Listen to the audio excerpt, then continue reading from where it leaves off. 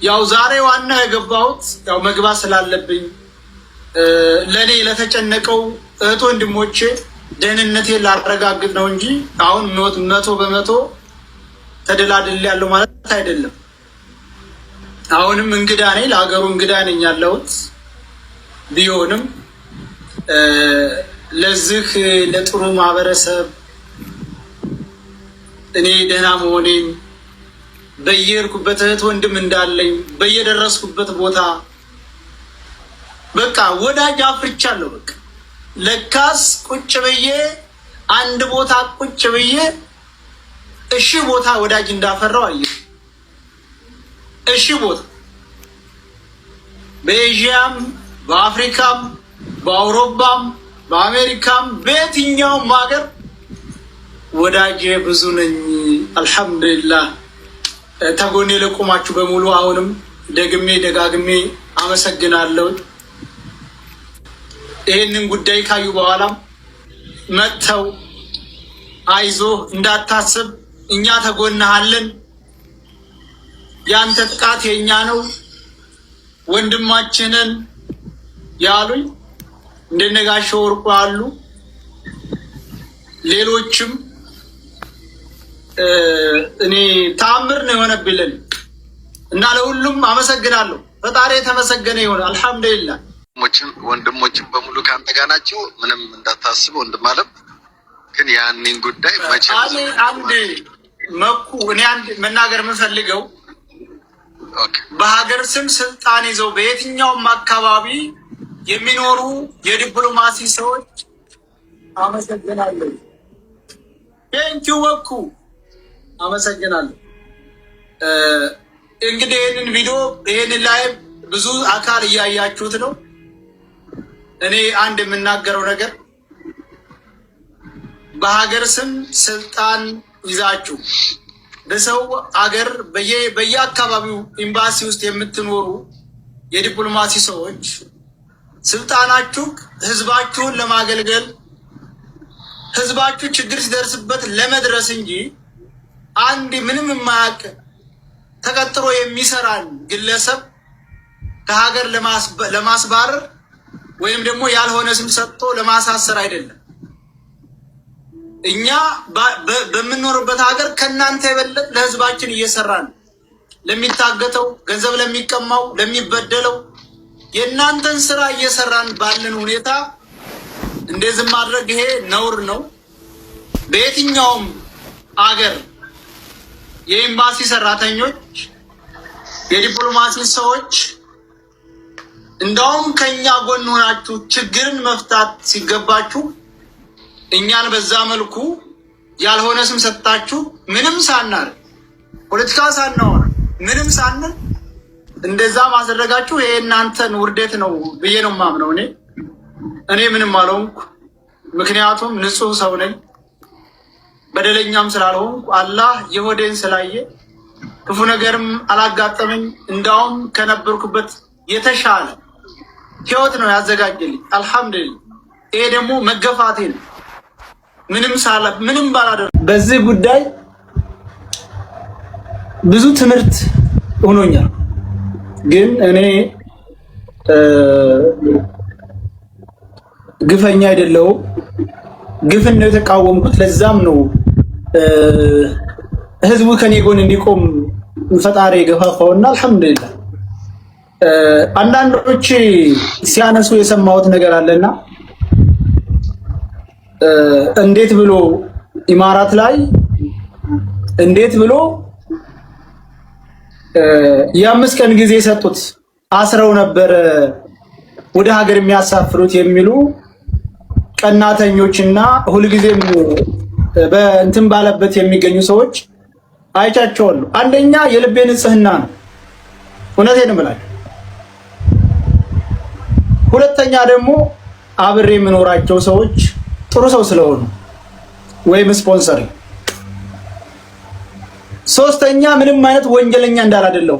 አንድ ወንጀለኛ ወንጀል ቢኖረው አስረው እስከ ቆየ ድረስ አቆይተው ነው ወደ ሀገር የሚልኩት። እኔ ግን ወንጀለኛም አይደለሁም ምንም አይደለሁም። እነሱ ማንሁን ማን ባይታወቅም የዲፕሎማሲ አካል ሄዶ ካንሰል አድርጉት ወደ ሀገር እንዲገባ አድርጉት የሚል ትዕዛዝ ደርሷቸው ከዛ ውጪ ምንም አይነት ወንጀል የለኝም። ስለየትኛውም ሀገር ፖለቲካ አላወራሁም። በጥላቻ የሰከሩ እኛን ዘረኛ የሚሉ ነገር ግን ከኛ የበለጠ ዘረኛ በኢትዮጵያ ስም በዲፕሎማሲ ስም እዛ ሀገር የተቀመጡ እነሱ ናቸው። እኔ እንደዛ ያደረጉ ሌላ ምንም ነገር የለም። ወንጀለኛም አይደለሁም። ፖለቲካም አላወራሁም። ስለ ልጅቱ ጉዳይ ብቻ ነው ድምጽ የሆንኩት።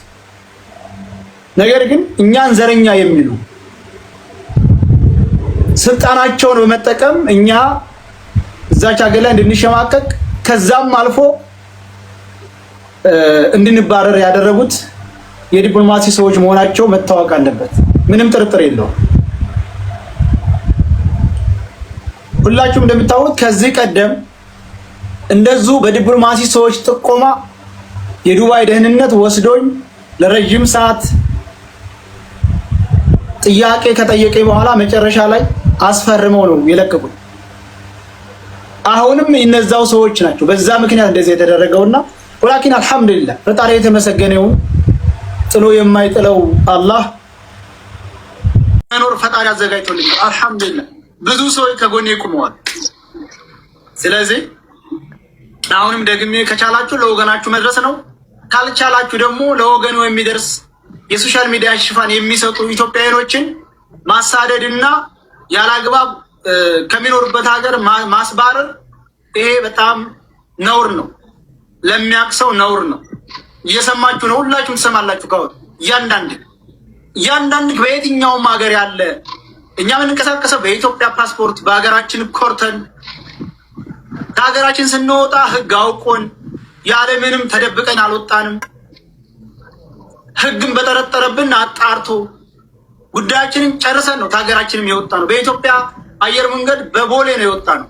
ተደብቀን የወጣን ሰዎችም አይደለም።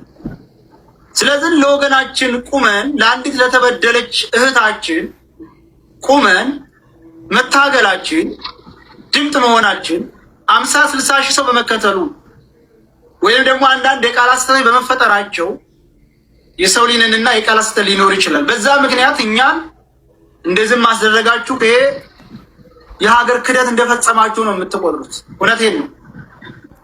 ወገኖቻችሁን ባላችሁበት እስቲ በመከራ የሚሟቀቁትን ሲፈጥናችሁ ድረሱላችሁ። በየቦታው በየጎዳናው ሁሉ የሚጣሉ ወገኖቻችሁን ገንዘብ አንሰጥ እያሉ 10 ዓመት 5 ዓመት እየሰሩ በነፃ አእምሯቸው ተነፍቶ ወደ ሀገር የሚሳፈሩ ወገኖቻችሁን ለእንደነዛ ያሉ ብትሰሩበት ይሄንን እውቀት ጥሩ ነው እላለሁኝ። አንድ ማለት የምፈልገው ግን የሃኒ ጉዳይ ዋጋ የተከፈለበት ነገር ነው። አስረግጬ የምነግራችሁ የዚች ልጅ ጉዳይ ዋጋ የተከፈለበት ጉዳይ ስለሆነ አንቶ ለደቂቃም ቢሆን አንቶ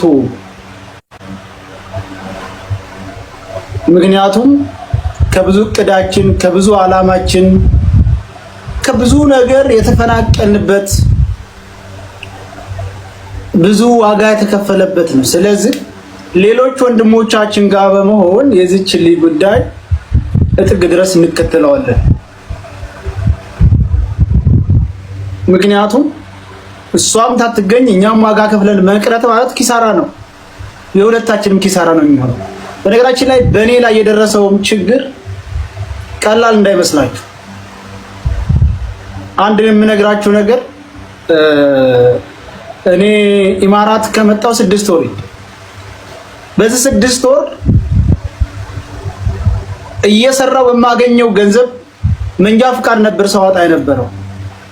በቀላሉ ወደ 10,000 የሚጣጋ ብር ነው የጨረስኩት መንጃ ፍቃድ ለማውጣት ማለት ታውቁታላችሁ። ኢማራት የነበራችሁ ይሄ ማለት ምንድነው? የህይወታችንን ለማስተካከል ዓላማ እቅድ ይዞ ለመንቀሳቀስ ነበር ፈጣሪ ያለው።